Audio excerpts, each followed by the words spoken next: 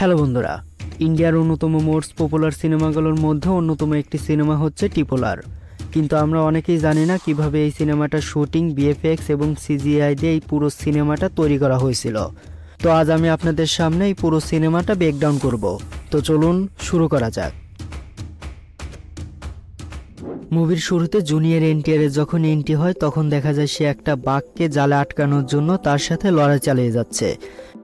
তো এই দৃশ্যটি ধারণ করার জন্য প্রথমে ডিরেক্টর এস রাজামৌলি তাদের রুমের মধ্যে নিয়ে প্র্যাকটিস করাচ্ছিল। তো প্র্যাকটিস করার শেষে আপনারা নিজ চোখেই দেখতে পারছেন এই দৃশ্যটি কিভাবে শুটিং করা হয়েছিল।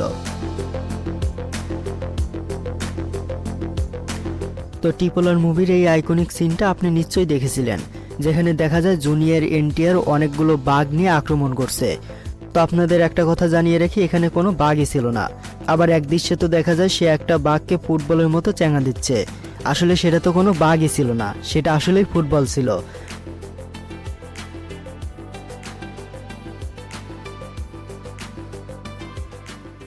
মুভিতে যখন রামচরণ জুনিয়র এনটিআরকে খোঁজার জন্য তার পিছে পিছে যাচ্ছিল, তখন দেখা যায় জুনিয়র এনটিআর একটা বাচ্চাকে কয়েকটা টাকা দিচ্ছে। সেই বাচ্চাটা যখন সেই টাকাটা নিয়ে পানিতে নামে, সেখান থেকে দেখা যায় একটা ট্রেন যাচ্ছিল।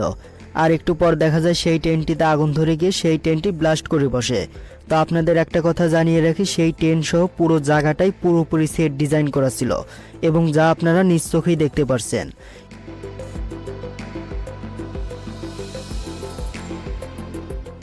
আর মুভিতে যে ট্রেন ব্লাস্টটা করা হয়েছিল, সেই ট্রেনটা তৈরি করা হয়েছিল আমেরিকার একটি কোম্পানি থেকে।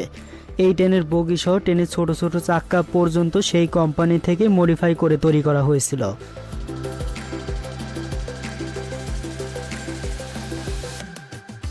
ট্রেনের এই শ্যুটটা 3 ভাগে করা হয়েছিল। প্রথম ভাগে সিলেটের শ্যুট এবং দ্বিতীয় ভাগে রামচরণ ও জুনিয়র এনটিআরের শ্যুট। এবং ট্রেনের চাকায় যে আগুন লাগার দৃশ্যটা দেখেছিলেন, সেটা পুরোপুরি সিজিআই দিয়ে তৈরি করা হয়েছিল।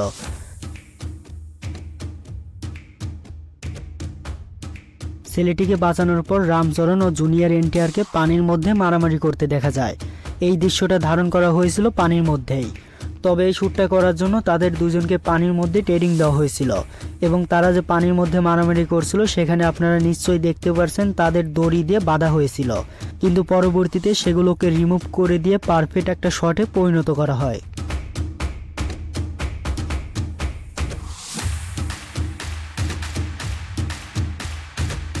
মুভির আরেকটা আইকনিক সিনে দেখা যায় তারা দুজন মিলে জঙ্গলের মধ্য দিয়ে মারামারি করছে।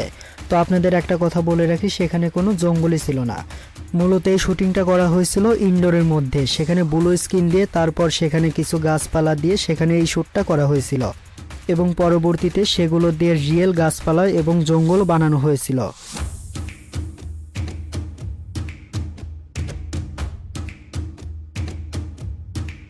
তো এখন একটা আইকনিক সিনের বিহাইন্ড দ্য সিন দেখুন।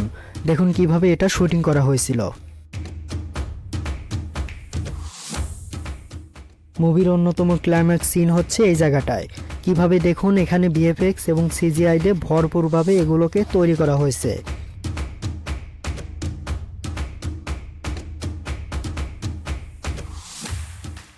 ডিরেক্টর এস রাজামৌলি শুটিংয়ের আগে কিভাবে অ্যাক্টরদের বুঝিয়ে দিচ্ছে সেইটা একবার দেখুন। এবং আপনি যদি ডিরেক্টর এস রাজামৌলিকে অন্যতম ডিরেক্টর মনে করেন, তাহলে ভিডিওতে এখনই একটি লাইক করে দিন।